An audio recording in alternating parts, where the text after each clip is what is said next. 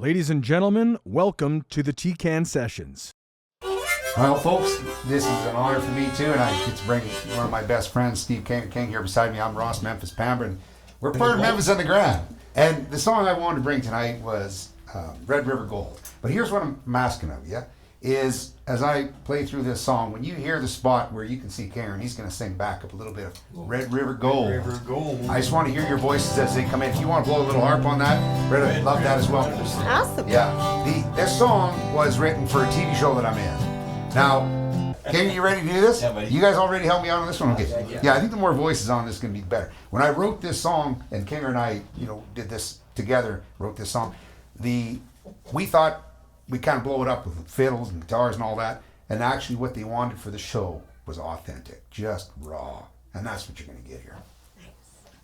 Start with. Whispered stories I've been told about some Red River Gold, been passed down from those who was there. Stolen trail side, was it lost along the ride? Now they say Dawson Trail is paved with gold. Red River Gold, Red River Gold. You'll forever grow old searching for gold. You'll forever grow old searching for gold. Summer sunsets and hiding treasure since 1869. Métis resistance, lost stories of indigenous pride.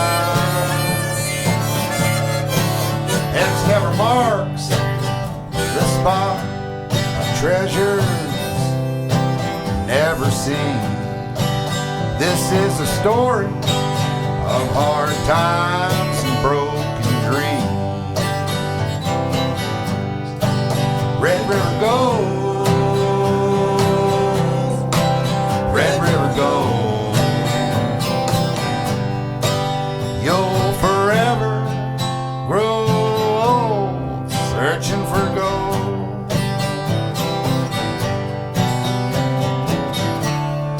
Echoes of the brave in the wintry cold, haunting the search for tales retold.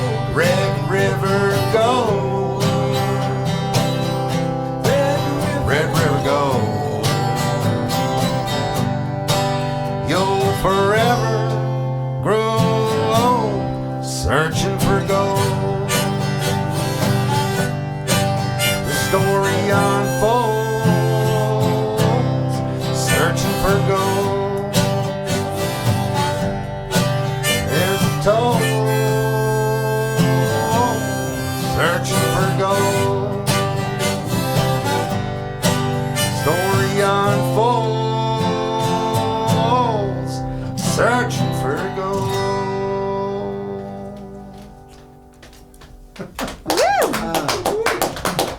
Such a great song. I don't know if we've ever actually had to really play that. Well, that's the first time we actually played it live. Yeah, we play it live. We normally just play it for the TV show Yeah. and for premieres and such like that. We never had to do work on it. Nice, yeah. We wrote this tune a little while ago called Honky Tonk Debutante, and it's that farm girl, it's that pretty girl, and she's going to the bar, and every guy in there would love to dance with her. So this just sort of made me think of that. So I hate to do that to you, but we're gonna spin this up here, Ken. We're gonna do something else, but Yeah, we're gonna do something else. we're gonna do this. Okay, here we go. Yeah, here we go.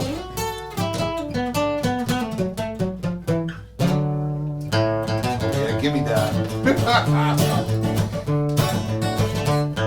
Well, I met her in the bar as I was playing my guitar, and I could tell she had a country swing.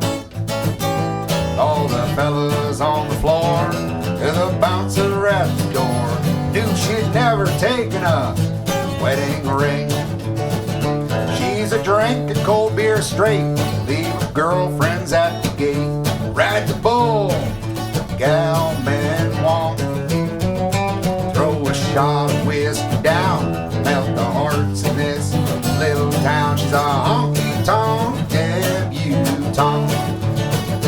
She's a honky-tonk debutante. The kind of gal every country boy wants. She's Gretchen Wilson, all jacked up, straight from the heart. She's a honky-tonk debutante.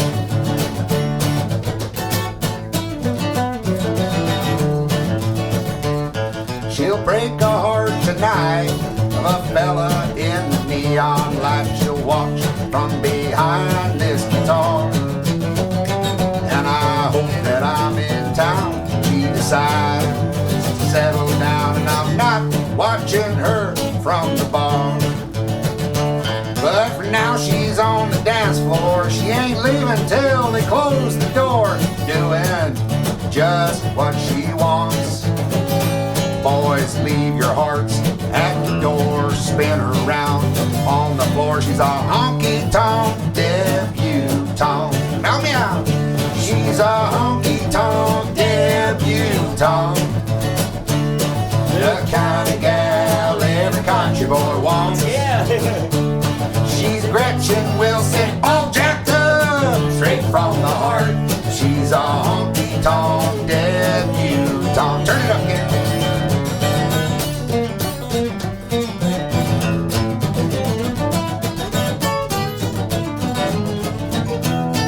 Mike, you spin in there too if you want some of that.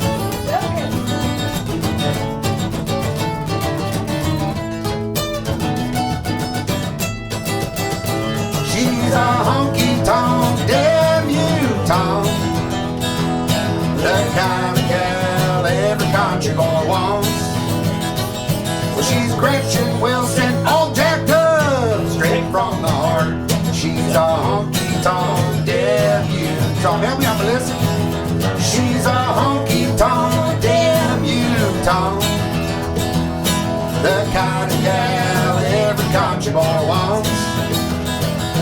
She's Gretchen Wilson, all jacked up, straight from the heart. She's a honky-tonk debutante. She's a honky-tonk debutante. She's a honky-tonk debut. Spin 'em out! That's Stephen Kanger King, folks. You can throw that guitar through the window. I don't think anybody complained. That is amazing. So good. Do you have that recorded? Yeah. Right there. That's so As I always nice. tell you surround yourself with the best musicians in the world. The best music Well, comes let's go from. find I some. love listening to you guys. I'm loving what you're doing, what you're putting down. It's very mutual. I wanna. Is that? Do you have that song recorded? Is that? Oh, yeah, it's on our latest I gotta listen to that over and over again. That's great. I haven't tried to record that one in German, I assure you though. We get to the romance in it, like, or the challenge. You sang into that song, that romance. But the difference when you're a songwriter is I want people to feel that emotion. But I'm writing the song generally for me. And if they find it, that means they found my emotion. And I just love that. Yeah, So I could feel your emotion. Now I actually just kind of want to play something fun. How about we spin up Whiskey Sunset? Whiskey Sun. Yeah, okay. Yep, that's good. This song was, this is kind of that looking back in Kananaskis, and I think we were trying to come up with a way to bring Alberta back, just find a little bit of that strength. And we came up with Whiskey Sunset, and it was this, it's kind of that classic notion of a country song and the idea of whiskey, and I don't try to follow in that all the time, but one of the friends of mine owns a big distillery in town, Eau Claire Distillery, and he goes, he heard us play it one time, and he goes, who wrote that? I said, well, we wrote that. And he said, can I name, I live on whiskey and I live on Sunset. That's where the business is. He said, could I hear that song again? Cause I want to get behind that. Hell, that was We wrote a barn burner. I figures what that is. So, ready? Bring us on.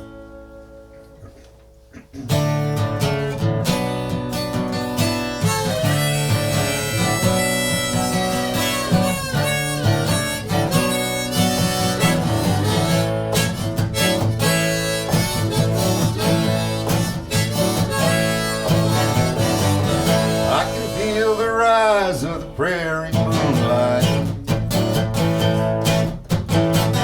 Shadows trace the skyline of my hometown.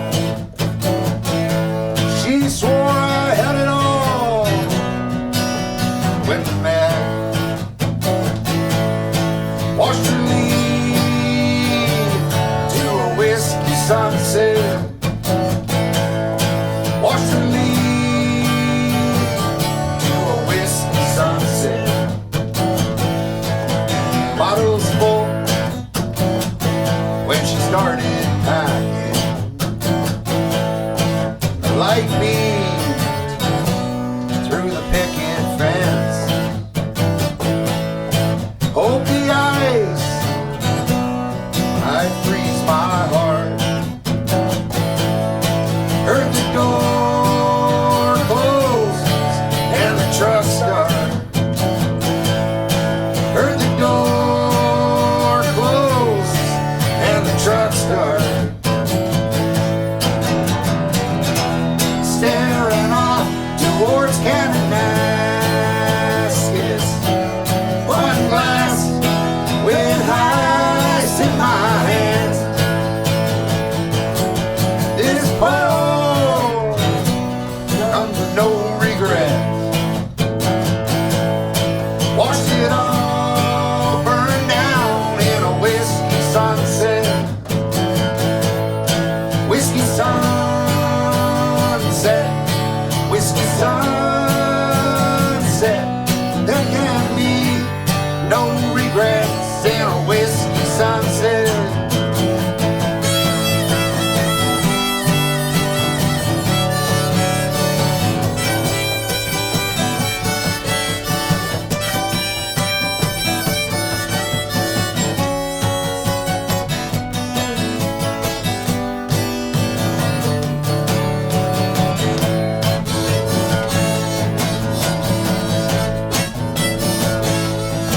Taste of loss goes down quickly, and the bottle feels cold against my hand. Sunset warm starts to feel cold. Walking back, this whiskey won't get old. Walking back, this whiskey won't get old. Staring off towards Kananaskis. One glass with ice in my hands. This pour comes with no regrets. Washed it all, burned down in a whiskey sunset. Whiskey sunset, whiskey sunset. There can be no regrets in a whiskey sunset. Whiskey sunset. There can be no regrets in a whiskey sunset. Whiskey sunset. There can be no regrets in a whiskey sunset.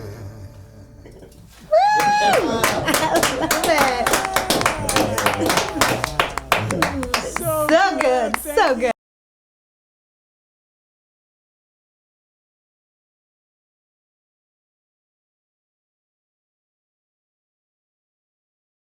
All right, welcome to the Resilient Artist Podcast. Today we have Memphis The Grande joining us. Welcome to the show. You know, I'm living my best life right now. There is no place I'd rather be. This is my Saturday night. You were a charmer. Anytime I get a chance, I get to talk about music, shared experiences, collaborations, anything like that. Oh yeah, this is the place I want to be. The place you want to be. Well, let's share a little bit about all that you do, and then we'll dive into some questions. Memphis the Grande is an original country rock band kicking up new songs from the dirt road that feel like old friends. Coming together in 2018, this group of tenured troubadours is led by Calgary's charismatic Métis actor, speaker, entertainer, Ross Memphis Pambra. All right, so I want to ask you, Memphis, being a songwriter for a TV show, it often involves creating music, right? That fits within a specific narrative or mood. So how do you approach balancing your creative identity with the needs of the show? What I've learned over the years is when you surround yourself with the most talented people, with the people who have the best spirit. A lot of the members of my band have been playing music for 40 years. So when I go to them and say, listen, I've got an idea, here's one of the challenges that I'm facing, and I throw it out at the wall, and they say, well, why don't we help? Why don't we work together? So it's that collaboration. And when you work, with each other, all of a sudden the spirit builds, you get the energy, and you have the best people in the room. Somebody who says, well, what do you think about this? And as we were going through the idea of this television show, sure, I understand a little bit of the history of the Red River Gold area, or the Red River area in Manitoba. I understand the story. My job is to be the actor on the show. But what I needed was the help of my band, and I needed sort of their experience. So Steve King, who's lead guitar player in our band, is one of the biggest heavy hitters when it comes to being a musician. I turned to him and we worked through it together. And again, the thing I remind everybody is don't think you can do it on your own, and you don't have to. Everybody wants to support you, and there's enough energy in the room that you can build 100 songs. And that's what we did.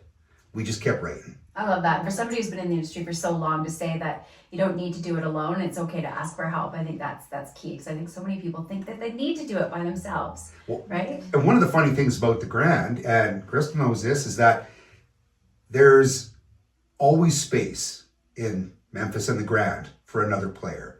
As we all grow, as we all mature, we need different experiences. And there was a need in some of the songs on my last album, Songs from the Dirt Road, that needed just that perfect female voice that knew how to sing a song. And guess who I asked to sing on that? You are a charmer. So any opportunity you get to see us or you get to play with us, you are now a member of the Grand. And that's how I want to keep that band going. The bigger it gets, the more the experience gets, the more fun we all have. That's so true. Even seeing you live, you like to bring people up on stage. You've got little props for them, and you're very good at making people feel very included. Well, one of the other things is, at my show is, I always make this joke. If you can come up on stage and play better than any one of the people standing behind me, you can take the instrument out of their hands. But they've been playing for 30 to 40 years. So there's a good chance they're going to outplay you. Has it ever happened? Yeah, I was going to ask. It's never happened up till now. Though occasionally with the accordion player, you find somebody who says, I think I can play that better. Well, they let her buck. Nice. I love it. So can you share with us some of the unique challenges that have come up for you when you're writing, creating, especially songs for TV? Because it's a little bit different writing for TV than it is just, from your own creative vision. So what kind of challenges have come up for you? Oh, I love that. You think of Waylon Jennings when he was having to work at writing for the Dukes of Hazzard. And you only end up hearing a portion of the song. And when you go offline and you're not watching that TV show. So I really had to focus on what was the wording, what was the timing for the TV show Red River Gold. How was I going to get the most important part of the story out in that first verse? Because you don't know if the audience is going to have a chance to listen to it a little bit further. But for me, sometimes you have to step out of the experience. I've watched the TV show, I've been in the TV show, and I understand the history. But again, I go back to that collaboration. And when I get stuck a little bit, I just ask somebody, what am I missing? And they might go, well, you know what? The cadence here is just a little off. Or why don't we play it together on guitar and see how it sounds? And all of a sudden you realize by working together, you found that one little change in the rhythm or one little change in the word. Because in a situation like this on a TV show that, I'm hoping is going to be watched 1 million times here in the first episode coming up, when you have all these people, they are going to cling to every single word. They're going to hear every one of them. It's not like when you're playing live, Kristen, you know that. When all of a sudden you make a mistake, that's no big deal. You're just playing live. And in fact, that humanizes us. I love seeing an artist when they go up there and make a little mistake and they go, I caught it. I don't know if anybody else did, but I like that they can roll through the punches just like the rest of us. Totally, we're human. Yeah. Yeah, like I make mistakes all the time. Like, all When the I've time. seen you, I've never seen one. In life, on stage, all the things, but that's life, right? And I think owning your mistakes, there is a power in that. Instead of being on stage and making a mistake and feeling, oh man, I made a mistake, I'm just gonna stop, I'm gonna shut down. Instead, just like power through, keep going. There's something very empowering about pushing through those errors. Do you have any tricks for up and coming artists that are on stage and getting ready to perform and have lots of nerves? I've been doing this for a long time, and every time I either go to act, every time in the careers that I'm in, every time I go on an international stage to talk, one of the things I've learned is how to breathe. And I've taught myself this because my father was a soldier. I've traveled all over the world. I've lived everywhere. And breathing allows you to get back that little bit of focus. And so I do this type of breathing. I breathe in for 4 seconds, I hold it for 8, and then I breathe out for 7. It might not be easy the first couple times, but as you sort of work up to it and you practice it. But when I walk up to that stage and somebody goes, "You don't look nervous at all," I teach kids, you're not nervous, you're excited. It's the same feeling, but understand being excited is the best part of it. And when you and me and I practice that breathing and it looks as though I'm just the most relaxed person in the world, I'm practicing my breathing. And the moment I step on the stage and I realize this is the only place I want to be, I have the time of my life. And if you don't think that's true, Crystal, every time you and I've stood on stage together, and last year I think we played a number of songs together, I'm still nervous because I'm thinking to myself, I want to make sure that I give the best performance to play and sing along with you. And I don't want to step on your toes because I want to hear your voice. So that collaboration means I got to give you space. And when you're kind enough to give me space, the pressure comes down in the room, the pressure comes down in the experience. And I look over and see you smile, then I know I'm going to have a good time too. Totally. Yeah. And you just mentioned something that's really important is when you step on stage, that's exactly where I want to be, and owning that. I had a moment in the recording studio where I was in the vocal booth and I was feeling a little nervous. The band was all ready to play and I felt my nerves coming up, and I don't feel that very often. I've used a lot of tools to practice calming that down. So it's kind of a new feeling for me recently. And I was like, okay, no, this is where I want to be. This is where I'm meant to be. This is what I worked so hard to do. And so when you think about that, all of a sudden that nerves turns into excitement, like you said, and it is the same feeling. The physical reaction's the same, mental reaction's the same, all the things. And every stage is a new experience. And sometimes they start to feel, and they get bigger and bigger as you become a little more successful as artists. Yeah. And you think, have I done enough? You almost feel like an imposter. But what I've come to realize is, if you put the 10,000 hours, you deserve to step on that stage. Totally. And I've seen you in the studio, I've seen you practice, I've seen you work through every one of the experiences. Your music inspires the rest of us. And same to you. Thank you to for kindly. my friend. If you don't look like you're having the time of your life, the audience is going to pick up on that right away. Absolutely. Yeah. And when you, to be very authentic about one of the challenges is when I talked to Darren, our producer, and was talking to Kinger, and he said, "You know what, Ross, you speak German." And I'm pretty good at it. He goes, "Why don't you sing 3 of your songs in German?"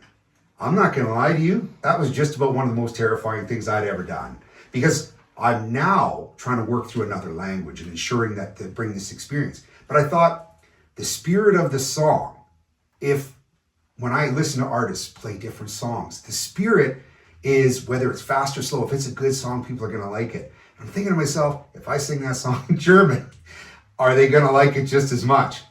We're on a ride here right now. I'm having the time of my life. Yeah. So I want to hear a little bit more about the TV show. Oh, please, a little bit, tell us about the TV show. What are the details? And I also would love to know, or we would love to know, the most rewarding experience so far. What has really filled your cup about doing this show? I love that. There wasn't a time, I've been an entertainer for a long time, but I wasn't really sure about what this whole acting thing was going to be. But one of the directors that I work with, his name is Saxon DeCock, and he's Métis. He wants to tell Indigenous stories. He's an award-winning director. And he came to me about 2.5 years ago, and he said, "Memphis, we've worked together. I've seen the work you're doing." He goes, "Do you want to search for lost gold in Manitoba?" I said, "I'll be packed in an hour, and I'll be ready to go." Well, 6 months later, we procured all the funding and everything was ready. But now there I was, heading to Manitoba to tell the story of lost gold, $2 million that was being shipped across Canada to pay the soldiers to put down Louis Riel and the Red River Resistance in the late 1800s, and 400 ounces of gold went missing. My team is looking to find it, and I want to tell the rich history of the story. But it's an adventure. I'm like, kindly one person said, well, you're like a Métis Indiana Jones. The producer said, listen, you're a musician. We're not letting you write the song, but if you write the best one and it's better than somebody else's, we're going to choose yours. And they chose mine. So your question regarding what the greatest experience was, at the end of season 1, I'd been to Manitoba many times. I'd been living there for 2.5 months. Now it's back in the winter. It's minus 40. I'm standing beside a hole in the middle of the Caribou Bog, in the middle of Manitoba. And I went up to the producer and the director and I said, well, this is kind of funny. I didn't know I was going to be an actor, but I've been loving this experience, just drinking it all in, soaking the whole experience in. And at one point he looks at me and he goes, Memphis, you dug holes looking for gold for 2.5 months and lived in Manitoba. You know what that makes you? A treasure hunter. And I nearly fell over. I'm like, I thought I was just a clown acting around here. And he said, no, you are that clown. But he said, you're also a treasure hunter. And then it just occurred to me. I'm like, yeah, I've been honing this craft for 50 years. And though I play 35 on TV, you're looking at a 51-year-old guy who's getting every opportunity. And so I thank everybody in my circle of friends and every opportunity that I get to say thank you for bringing me along on this ride. Just the chance that I get to sit here and listen to your guys' smiles. That's great. Well, your excitement just explaining what that show was all about makes me want to go see the show. Totally. I want to know what you found. Definitely going to see the show. I think, in fact, you can even stream it now on APTN Lumi. It's a national broadcast level show. They put their money into this. They needed this to be a good show. On the music front of things, what's going on there? We got so many shows lined up. The big thing for us right now is because I don't know how to respond. I got to fly out for some of the premieres coming up for the TV show. I got to fly Winnipeg, Saskatoon, to come back to Calgary. And as the show comes out and everybody starts to listen to our new song that hopefully I'll play for you sometime today here at Red River Gold, you'll get a chance to sort of hear the spirit of it. So that is something that we're kind of chasing. That's the business a little bit. What's going to happen? That's coming out on TV. That's going to be going around the world, that one song. And now how do people start to follow the rest of the work? So again, I mentioned we released Songs from the Dirt Road, came out last year, fabulous. And from that, we now released 3 of the songs on German, but it is our responsibility as artists to continue to connect with our audience.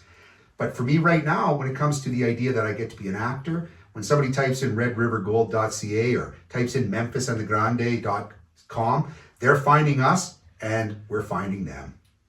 I love that. Well, I know I'm going to leave this conversation smiling and dancing. Thank you so much for your time. It's been so great chatting with you. Thank you so kindly. Thanks for coming today.